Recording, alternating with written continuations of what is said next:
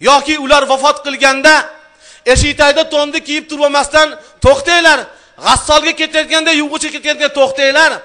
Men oxirgi marta o'zim otamni yuvintirib qo'yay. Burnim oqqanda artgan edi, betim shaltoq bo'lganda yuvgan edi, ishtonimni almashtirgan edi, shu odam edi. O'zim cho'miltirib qo'yay deb kiradigan bola bormi? Ya men o'likdan qo'rqaman deydi. O'lik kim edi? Eshak emas edi-yu, otang edi-yu o'lik. Shu otani oxirgi marta tahoratini, oxirgi marta g'usulini cho'milishiga yaramagan bola bolami o'zi? Xo'p, yuvintirishni ham bilmadingiz, o'likdan qo'rqdingiz. Lekin gunohdan qo'rqmaysiz. Birodar molidan xiyonat qilishdan qo'rqmaysiz. Yolg'ondan qo'rqmaysiz, g'iybatdan qo'rqmaysiz. Orqasidan yumaloq xat yozishdan qo'rqmaysiz. Otani o'ligidan qo'rqasiz.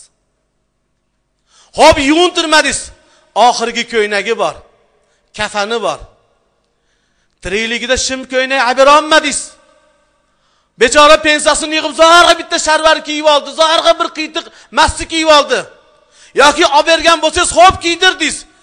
Oxirgi martaga ko'ynagini o'z qo'lingiz bilan kiydirib, "Ey dada, yaxshi qoling. Safaringiz bexatar, savol javobingiz oson bo'lsin. Ota, mendan rozi bo'ling" deng. Tili bilan javob bermasa ham ruhi sod bo'lib, "Bolam roziman" deydi.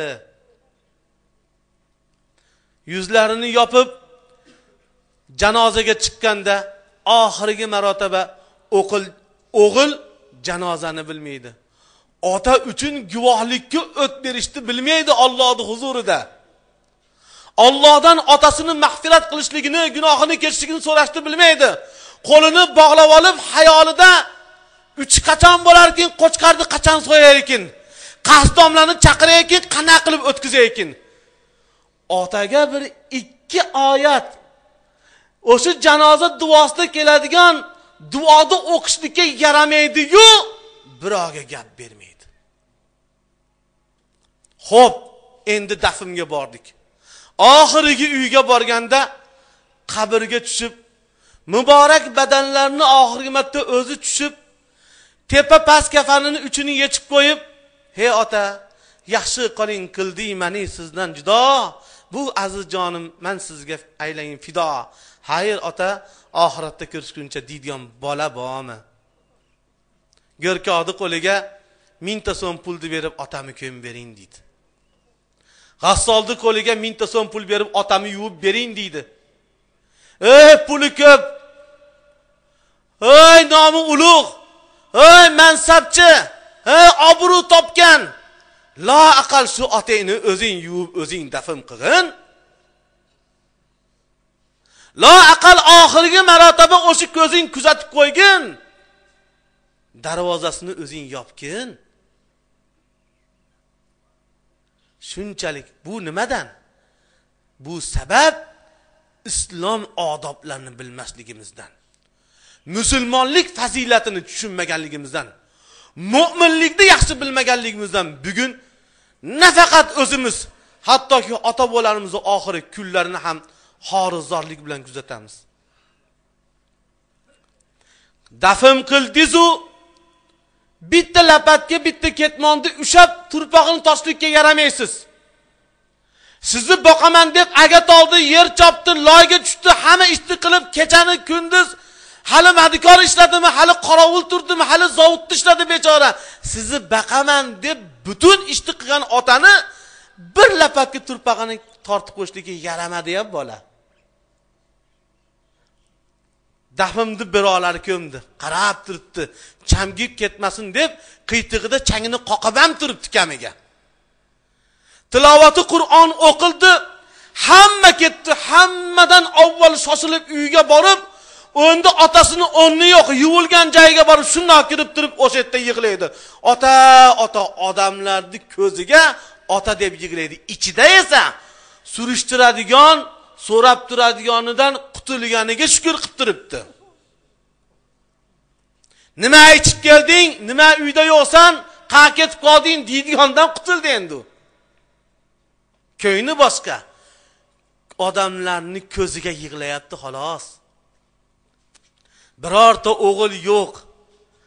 Qabristonda hamma ketgandan keyin o'tib Hazrati Yasinni o'qib qo'yay. Otamga o'qib bag'ishlab qo'yay shuni. Zero Parvardigor savol javobini yengil qilsa, qabrini rohatda, farovonda, nurli qilsa, oxirati obod bo'lsa deydigan farzand yo'q. Hammadan oldin shoshilib kelib, eshik tagida ta'ziya izhor qilib, rahmat, qadamiylarga rozi bo'linglar, dishdan boshqa narsaga yaramaydi. Qo'ying odamlarni o'sha kuni. Otangdan ajralding, yo, onangdan ajralding. Endi qaytib kelish yo'q, endi bu kun yo'q. Oxirgi kuni oxiratdan birinchi uy edi. O'sha yerda o'tirib, miriqib, dotlab Qur'on o'qimaysanmi? Hech narsani bilmasang, bismillahirrohmanirrohim, bismillahirrohmanirrohim, la ilaha illalloh, la ilaha illalloh deb o'tirib, ey Parvardigor, hozir ota-onamiz savol javob qildirasan. Savol javobini oson qil. Qabrini nur qilgin. Qabr azobini eshitganmiz, qovurg'alar bir-biriga kiyishmasin, ya Robbim. Otamga rahim qil, onamga rahim qil deydigan bola bormi? O'lgandan keyin yana obro'li qilib, o'zingizni obro'yingizni o'ylab, palonchini otasi, onasi desin deb toshlardan xatlar bittirib, o'qilmaydigan so'zlaringizni la ilaha illalloh Muhammad rasululloh deb yozdirib, katta bir minorani yasab qabrini so'yib kelib qo'yib qo'yasiz. Endi otangizga kerakmidi shu? Shu kerakmidi onangizga? Tirikligingizni bitta shirin so'zingizni gadosi edi-yu, endi toshingizni pishirib ichadimi? O'shunga ketgan sarf xarajatingizni yana endi otami ruhini shod olsin deb ko'zingizni chirt yumib, bitta beva bechora qizini chiqara olmayotgan, o'g'lini uylolmayotgan, yoki bir devori yikilgan, yoki bir bolalariga kamchiligi bor, yo bir masjid bitmayapti, yo bir madrasa bitmayapti. O'shaga olib borib ko'zingizni chirt yumib, Xudo uchun savobi otamga borsin deb berib ketib olmaysiz, qo'rqasizda shundan. Yoki 4-5 ta odamni guvoh qilib borasiz, ko'rib qo'yinglar, masjidga men shibyonka tushirib beryapman. Meni yordamim bilan qurilyapti masjid. Riyo, odam ko'rishlikka umid qilmang. Bunda siz savob tegasi bo'lmaysiz. Xolis Alloh uchun qiling, eni darajatni topasiz. Aziz birodarlar, kuyinganimcha bor. Katta jamoat jamlanib qolgandan foydalanyapman. Nimaga foydalanyapmanki, ota-onani qadr-qimmatini ko'tarmoqchiman. Tarbiya topayotgan farzandlarni ertaga avlod, nasl, nasabimizni to'g'ri ushab, bizni bobo kalonlarimiz ahli sunna va jamoatida bo'lib, bizga qolgan meros Qur'on edi, hadis edi deb shuni davomchisi bo'lsin, shuni o'rgatib qo'yaylik deb shunga kuyinyapman. Maqsad shu.